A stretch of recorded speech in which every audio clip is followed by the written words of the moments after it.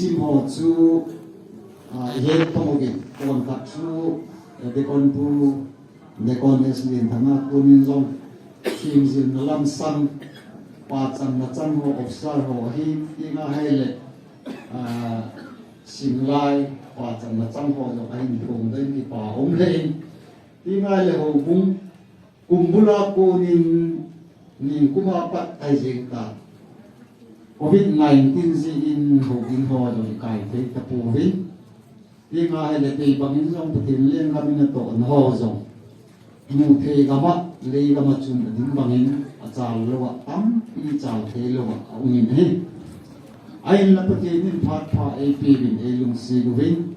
Christmas ôi cái sản phẩm cái pin sản phá liền thế đi ngà liền nó lại cái nhà phát phá imu vá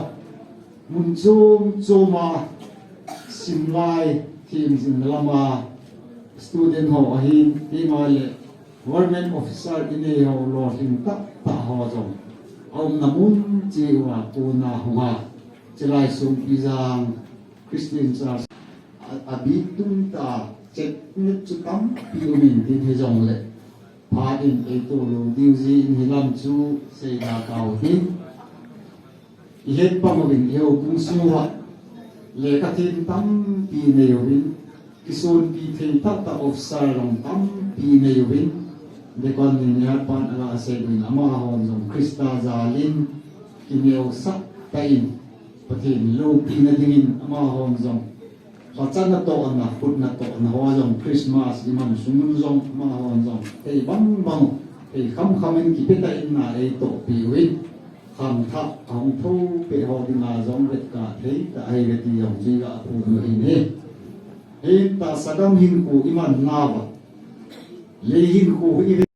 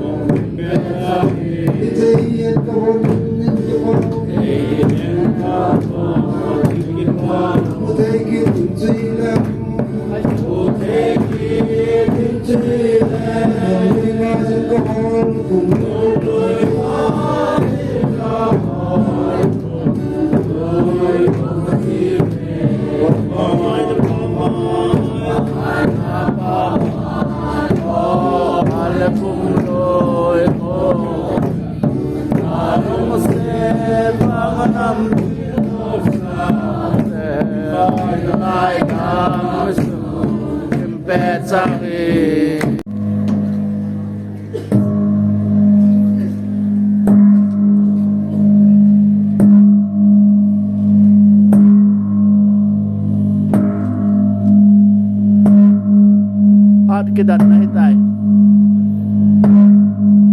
tua hason lani karna don sabin tawe ti sauni le somni le ni hitay hallelujah